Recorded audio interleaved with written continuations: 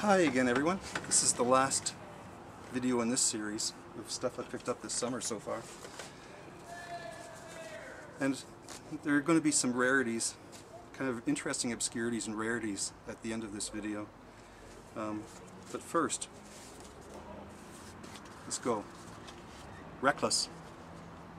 Canadian group. Early 80s. This is 1980.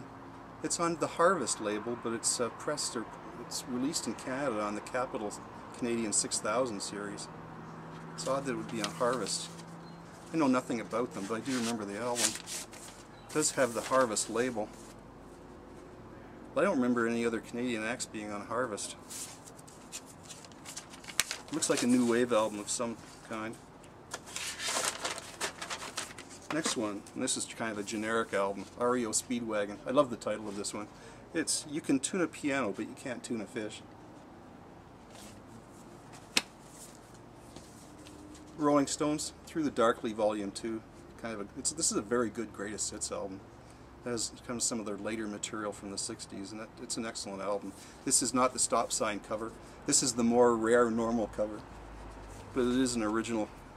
This is an original pressing from the 60s, I think. The Rolling Stones, Tattoo You.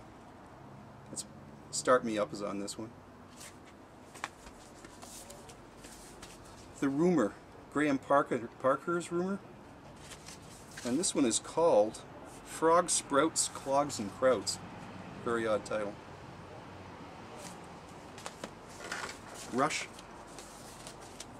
Moving Pictures. I already have this album, but this one, my other cover looked like a dog had chewed the corner off it, so I just wanted the cover on this one.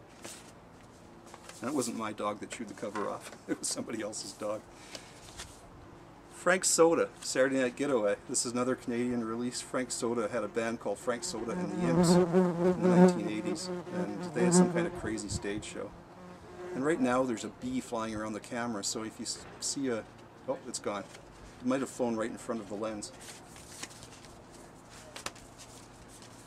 New Zealand, Split Ends, Wayata,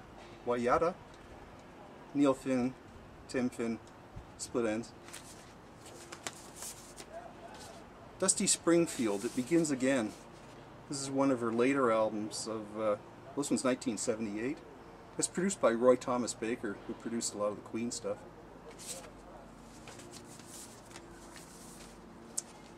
I think these fellas were American.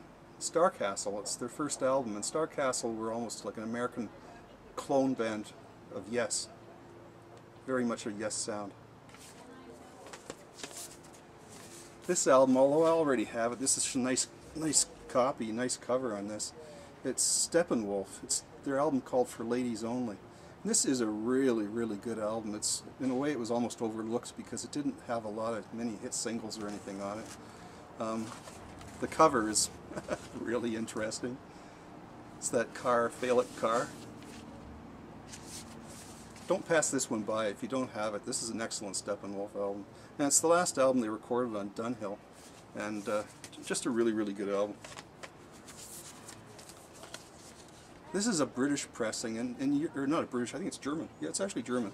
In Europe, there were these twofers. Atlantic Records released a lot of their albums as twofer packages.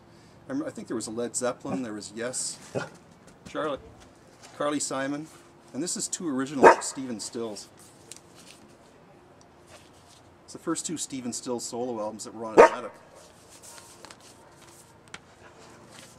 Stop it.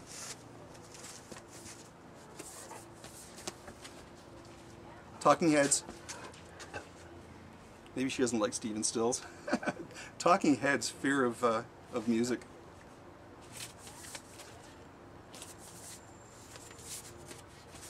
"10 Years After," What?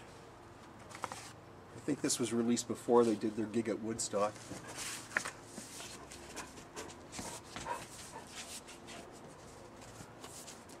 The Undertones. I think it's just called The Undertones. Yep, it's on Sire Records, British punk new wave album, about 1979. Bob Weir. This is a solo album on Arista Records from the let's see, what year was this? 1978. See David Foster's on keyboards on this album. Nigel Olsson and Dee Murray, Elton John's rhythm section. Kind of odd. And this was a Bob Weir project called Kingfish.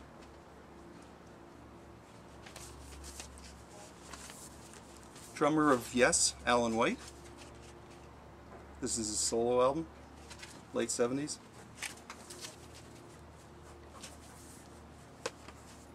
Now, some obscurities.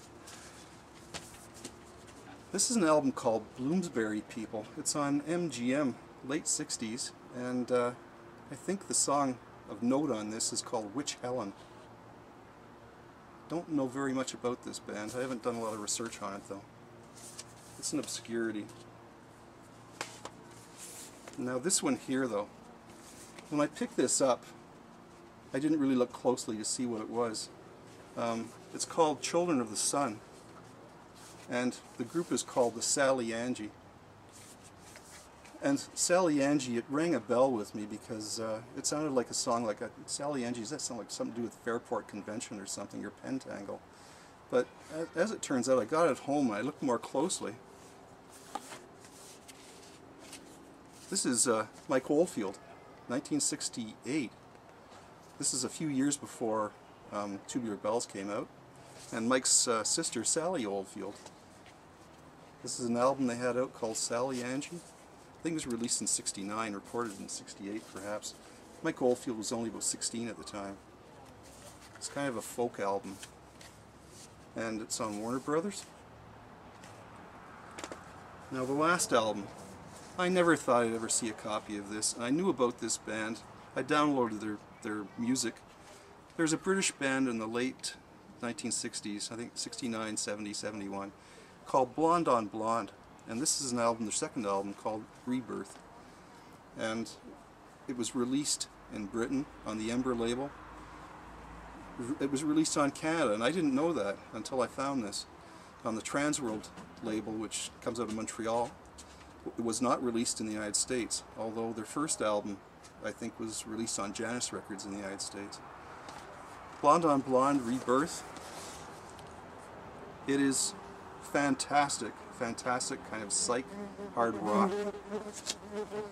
Just really excellent. I don't know if you'd ever find one of these at a reason, you know, it has been released on CD, I believe, but I was amazed to actually find a vinyl copy of this. It was just one of those great lucky things that you find as, you know, as a digger record collector. It's just a great album, and wonderful to find it. So thanks for watching this series.